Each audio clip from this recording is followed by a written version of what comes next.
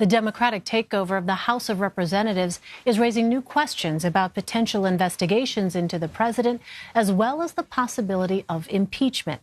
President Trump slammed any investigations by House Democrats on Twitter, calling it a waste of taxpayer money. He also addressed impeachment during a White House press conference Wednesday, saying this when asked if he had discussed it with House Minority Leader Nancy Pelosi. We didn't talk about impeaching. We didn't talk about, what do?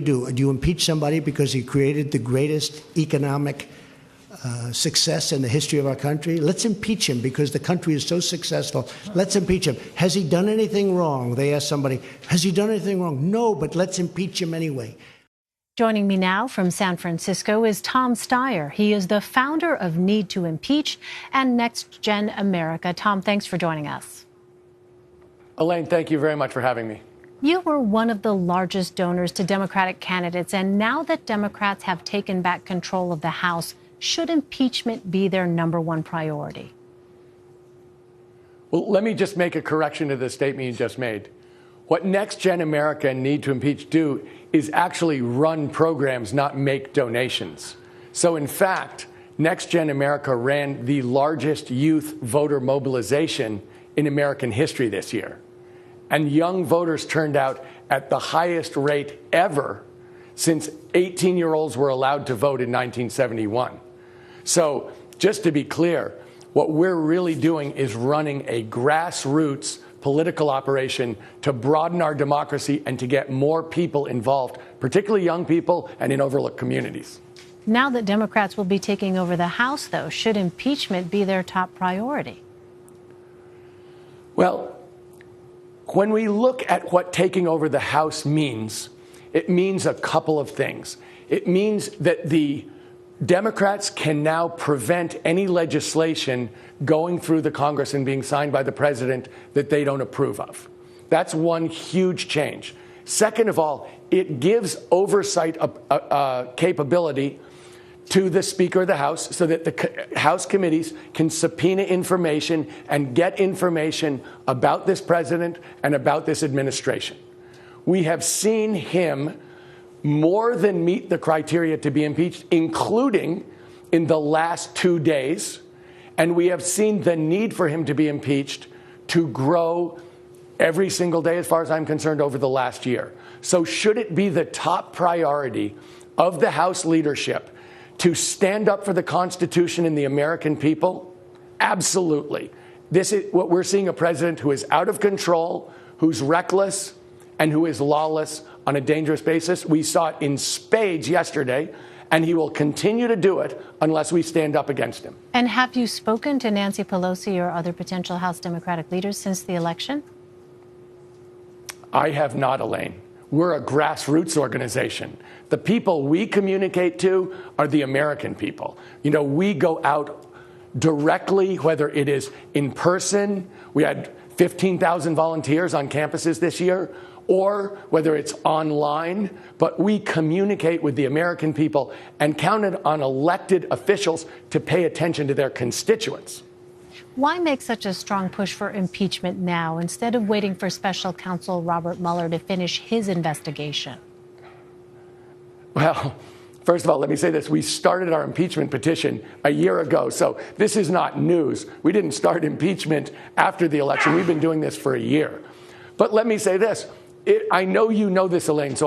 Yesterday, the president fired the attorney general and replaced him with somebody who has said the Mueller investigation should be extremely limited. It should not be nearly as broad as it is, and that the right thing to do is to starve it of funds. So when you say, should we wait for the Mueller investigation?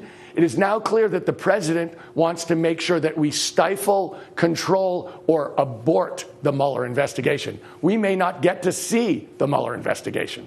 Well, the House, as you know, can vote to impeach the president, but the power to remove him lies with the Senate, which will remain controlled by Republicans. You've said impeachment is a bipartisan issue. What realistically do you think needs to happen for Republicans to support it? Elaine, I think the only way for this president to be impeached and removed from office is if the American people insist on it, and that's who we're communicating with.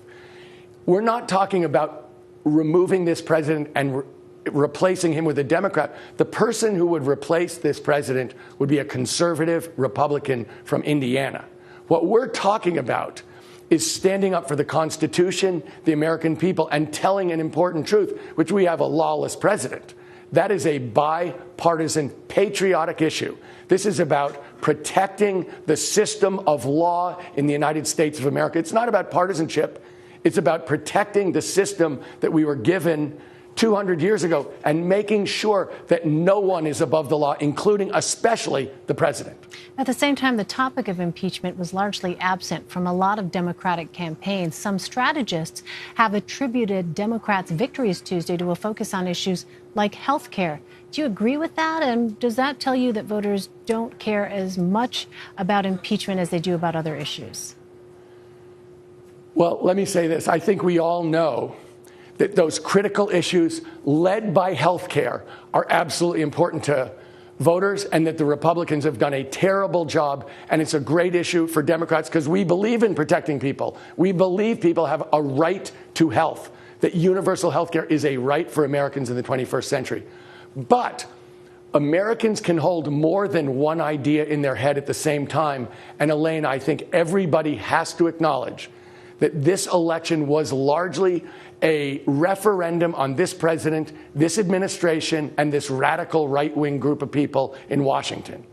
The president said, pretend I'm on the ballot. Well, you know what? Americans knew that, in effect, he was on the ballot, and Democrats got more than 7% more votes than Republicans. If there was a referendum on this president, which he insisted there was, he got creamed.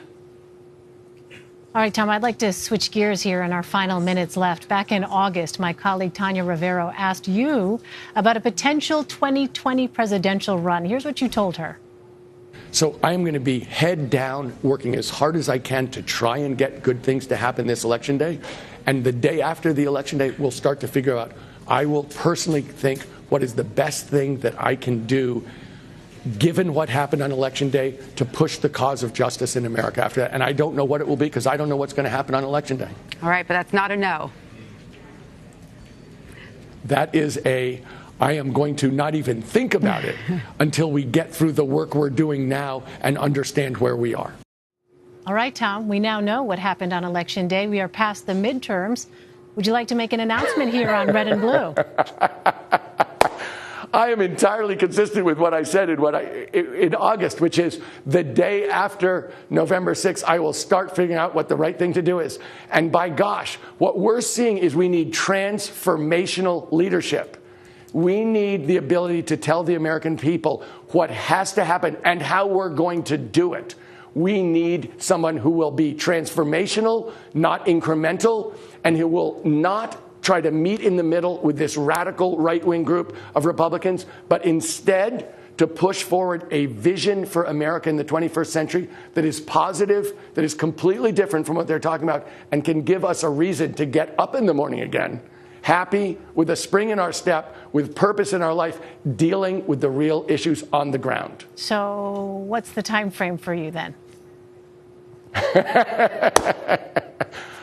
What I promised to do was to start working on it the day after election. I promise I'm thinking about it really hard, Elaine. You'll be the first person I let to know. All right. You know what? I'm going to hold you to that, Tom Steyer. All right. In the meantime, I thought you might. Let me ask you then about another Democratic mega donor and potential 2020 candidate, former New York City Mayor Michael Bloomberg. What do you think are some of his strengths and weaknesses as a presidential candidate? Gosh, I'm probably the wrong person to ask. I know Mike Bloomberg. I think that he's someone who's a very civic-minded person. I know that he, joined up with the Democrats recently, I think in response to Mr. Trump. If he's thinking about running, which I think he might, that is something that, has been talked about a lot in the press. He's obviously super different from me because he's very, I watched those commercials he ran before the election, and he was talking about the exact opposite of what I just said to you. He's talking about meeting in the middle and trying to find a middle path and, being someone who comes in between, who moderates between a Democratic vision and a Republican vision. So, I know Mike and I have a lot of respect for him. So I think if he's going to run, then people are going to listen to what he has to say and decide what they want. All right. Tom Steyer, you've been very generous with your time. Thank you so much, Tom. And please come back when you're ready to make that announcement. Thanks, Elaine. Thanks for having me. All right.